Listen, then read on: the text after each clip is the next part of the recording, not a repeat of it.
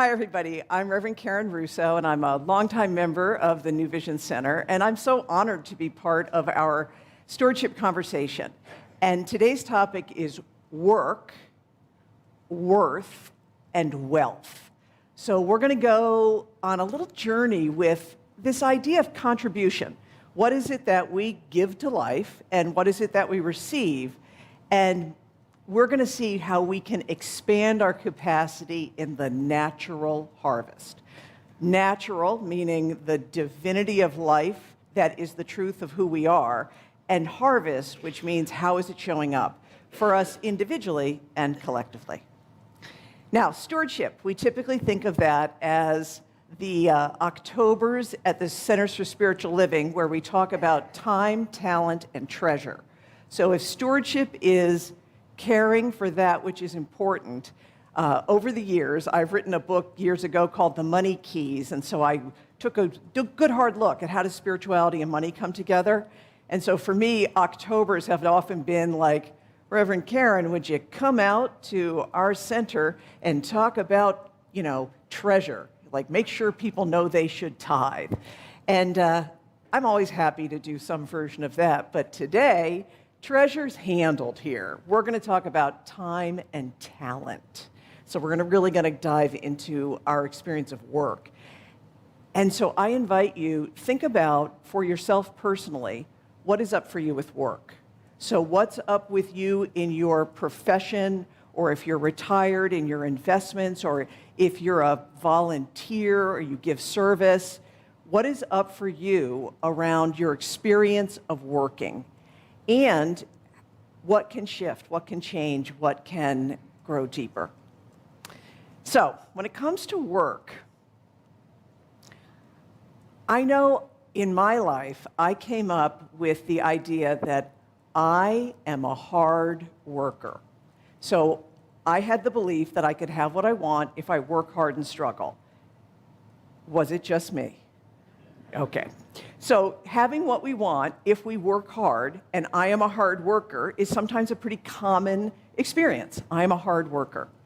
And when I came into spiritual teaching and spiritual community, there was an opening up that said, the presence of God, the infinite spirit, that spiritual source, operates through channels like work and jobs and projects.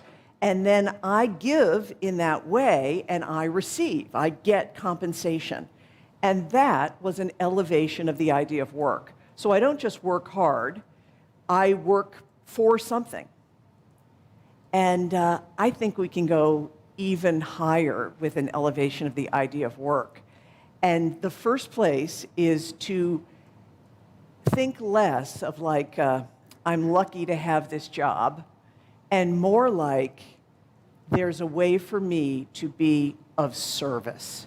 So service is a higher idea of work. And we have a quote, I believe, from Dr. Ernest Holmes' Science of Mind, and this is from the glossary of the textbook. Dr. Holmes says, service is the keynote to success and implies constructive work, also loyalty to your work and to all concerned in it. And so one of the quickest ways to make a shift if there's a feeling of heaviness around the work that you do is to realize that you're not just lucky to have that gig, that job, that thing. They're lucky to have you because what you have to give is a blessing, a lifting to all that are concerned. So having our work elevated to a plane of service, that starts to lift us up. And it can also open up this idea that we work like we don't need to. So you've probably heard the phrase like, work like you don't need the money. And Reverend David Robinson was here in our first week of the stewardship series. He reminded us that we don't really need money. We need or want or desire the things that money can do for us. And ultimately what we really need and want is the spiritual quality we get when we have those things. And so that can elevate us as well. So instead of like, I know some of you might be thinking, girl, I need to pay the rent. It's like, I agree, you need to pay the rent. But if we all are just like, I need to pay the rent, and I'm praying just to pay the rent, then guess what you need to do next month, is the same kind of need-based desire.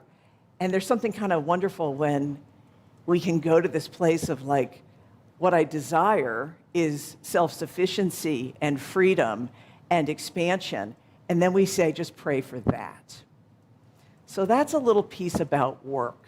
Work can be elevated to a place of service. And I would ask you, particularly if you've been active here at the New Vision Center, to really open your hearts. Where am I called to serve?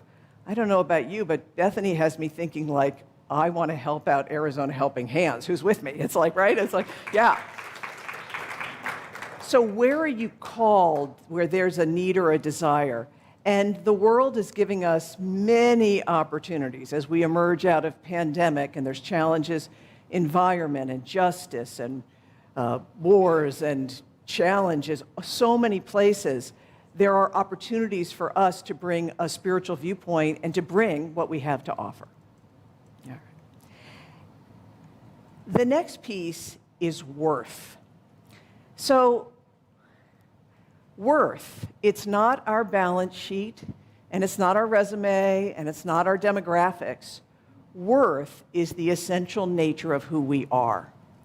And one of the things I noticed is that sometimes language and prepositions can act as a little bit of a barrier to us.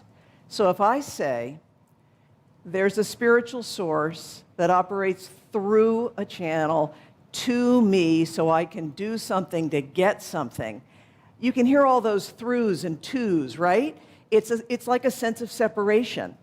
And so worth is anchored in the language-less, preposition-free idea that we are the source, right? That infinite, spiritual, abundant, eternal reality is the nature of who we are. So it expresses, and here it comes, as us or within us. But that's the thing. It's not just, I'm lucky to have this job, but the infinite flowing through me, that's what creates reality. I am the source. And so there's a thing about our identity, that life will agree with us whatever we say we are. So I had an experience recently that, it changed the way I think about my identity, and also changed the way I think about each and every one of you. Many of you know that in addition to the work that I do in spiritual communities, that for like 30 years, I've been involved in the training and development corporate type of world. And for years, I used to sell those training services to companies. And then like 30 years ago, I started as a contract trainer. So the training company calls on the bank or the tech company or whomever and gets a gig. They find a need. And then they schedule some classes, and then they hire contract trainers to come in and deliver the class. So the stakes are always high. The clients are demanding, and the participants are skeptical. And it was that way in 1992. And over the years, I've always enjoyed doing this, and I've had a journey, at times where it was like, it felt like I had to work hard. I hope they like me. I hope I don't disappoint them. That kind of energy. And it's evolved. It's come up over the years. And so just recently, I got a call, and it was, we've got a big contract with a painting company. You all would know the name, out of Cleveland, a global company. For 9 years, they've had the same contract trainer. She's beloved. And now she can't do the in-person trainings for this year, so we need someone new. So can you step in? So I say, of course. This one felt like it was a good fit. So we're going back to in-person training, and I'm following in the steps of a beloved trainer. So the stakes are high. The client's even more demanding. And those participants, they're even more skeptical. And these days, they're just on their phone the entire time. Yeah, yeah. And so I did what I do. I put myself, the first thing I do, I don't necessarily tell them this, right? But the first thing I do is open my heart. And I really think about them. So these are sales managers who are managing sometimes 16 and 17 reps over hundreds of miles of geography. And their folks have been coming out of, pandemic and product shortages. They got a lot of pressures on them. And I really I care, and I believe, and I know what it's like to be a salesperson, and I don't have an ounce of that, it's corporate America where apparently God is not. I don't have any of that. It's like, I know how cool their jobs are. It's really interesting. And I prep the stuff, the delegation module and the feedback module. And I got myself caring about them. And so, the class begins, and it's a 2-day, their 4-day classes with me. And we're doing the modules, and I'm asking, what do you think, and how does this relate to you? And, one of the guys from New York, he's got a rep who's a bit of a slacker. And later I said, how does that apply to that Brooklyn coaster? And we all laughed. Oh, that coaster in Brooklyn? We had a little in-joke, and the exercises went well. So, it's all going well. And at the end, they finished their 2 days with me. And people were coming up, and they were saying the thing that's been said to me for 30 years. This was so much better than I thought it would be. Which is a very interesting thing for people to say, because at some point you're like, how low were your expectations? And, I'm happy to hear it. And then I got a couple of the ones which I've also heard, which is, this is the best training I've ever been to. And it's like, oh, really? And what I know about that is it's called a recency bias. Like, they've been to something better somewhere in their life, but all people ever remember is the thing they just did, right? So fine. So it's better than you thought, recency bias. And then there's a woman from Minnesota, Heidi from Minnesota, and she looked at me and she said, Karen, you are a unicorn. And I just about started to cry. Because I knew what she meant. I don't think she meant mythical creature prancing in the forest with sparkles. Although some of you I know would love that, right? Unicorn. What she meant when she said, Karen, you are a unicorn, was she meant no one but you has what you could bring to this thing. And I don't know if all the pieces, because I don't talk about all my background or everything like that. It's kind of an interesting gig. It's like they are not interested in any stories that aren't about them. So I didn't verbally say it, but she could feel it. That I had the sales respect and background, that I had prepped for them, that I was fully present to what they needed. She knew that what she got from me was something that no one else could bring. So I am a unicorn.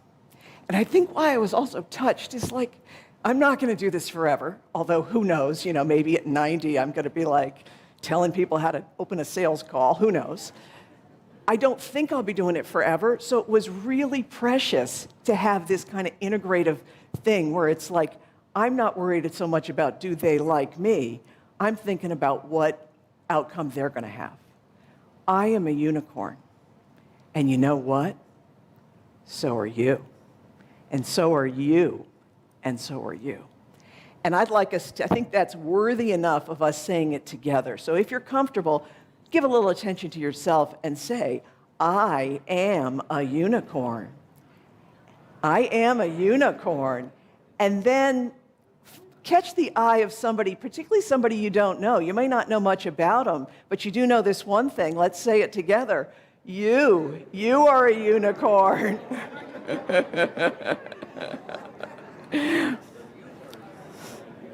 And you, and you, and you. Yeah. I am a unicorn, you are a unicorn. Our worth comes from the combination of skills and experiences and desires and strengths and weaknesses and challenges that are unique to us. So there is a U-sized place in the universe that is absolutely longing for you to step in more fully and fill it. Now, the thing about unicorns is unicorns do value themselves. So I know Reverend Leslie's message last week was about stewardship as self-care. Unicorns take care of yourselves, right? And that also means that unicorns are going to think about their work in the world with a lot of respect. So charge what you're worth and negotiate appropriately and set good boundaries.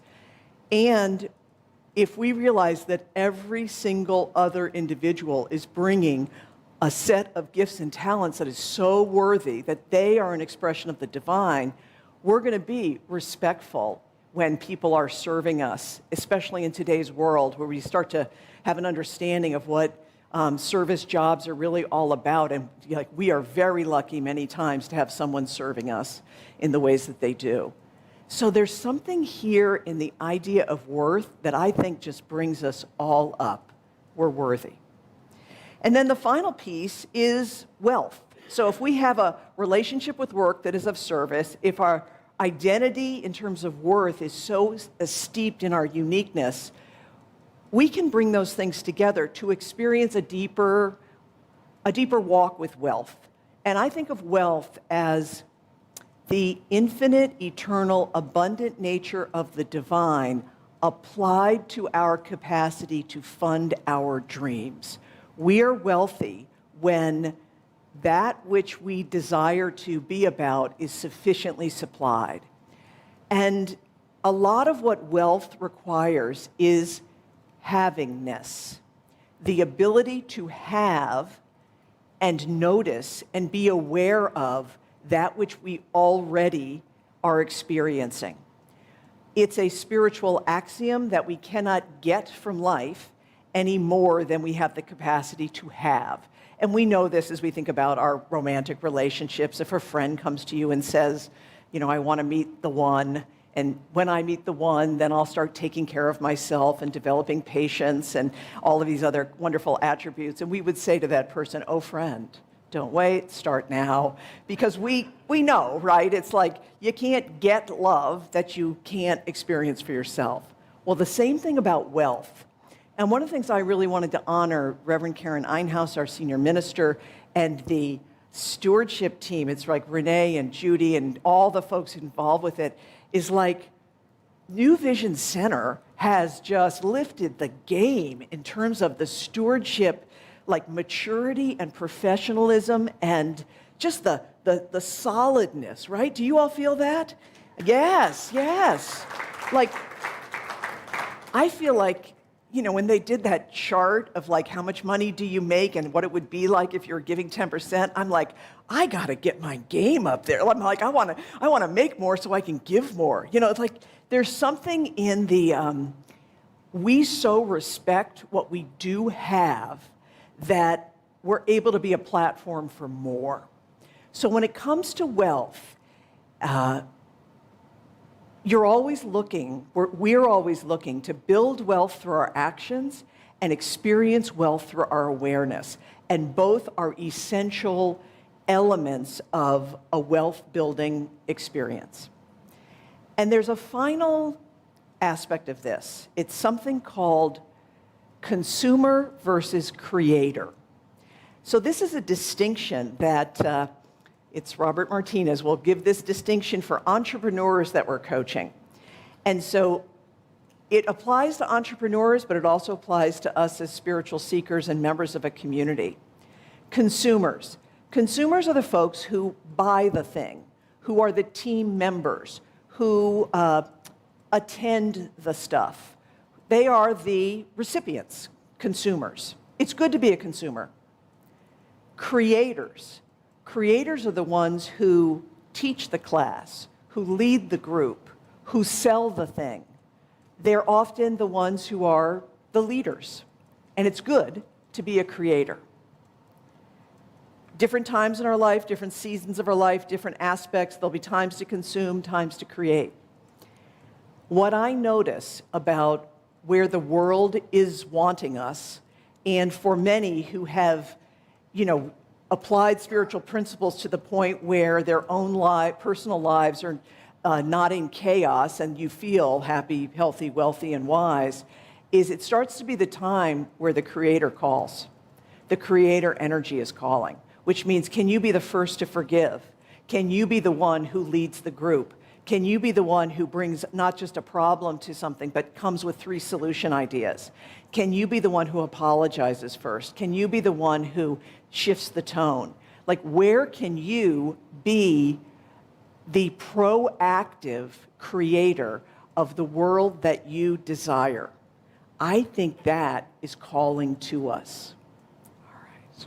So, this has been a message about work where they're lucky to have you, and you are the source, and you're of service. It's your worth, so your identity, you're that irreplaceable, special giver.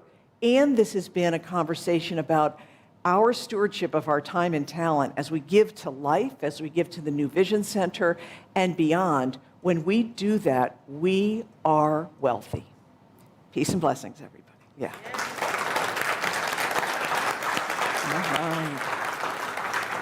So let us pray. Let us anchor this in prayer. How grateful I am to recognize that the infinite, abundant, creative presence of life, God, Spirit, truth, that it is the great reality, all-powerful, ever-present, all-knowing, as each one of us. I remember my own nature, and I am so honored to celebrate the divinity, the truth of each and every one connected to this prayer in this moment. How good it is to know the truth of the divine as us. And from this foundation, I speak a word. And I invite the practitioners and ministers of religious science to stand, to rise with me. Practitioner students, anyone who has claimed to be a practicer of the science of mind, rise. You can stand up, you can rise up in energy. Join me in this prayer as we claim, know, and accept that the gifts of the natural harvest are ours, not just for our own consumption, but for the giving and the sharing with all of life.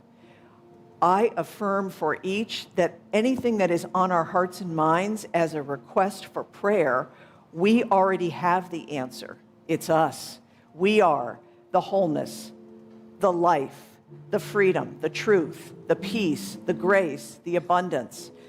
Life is living itself and answering our prayers through each and every one of us. And I am so grateful for this. I give thanks that the law of life says yes to this prayer. We give thanks and we release the word. We let it go, we let God be God, and in agreement we say, and so it is.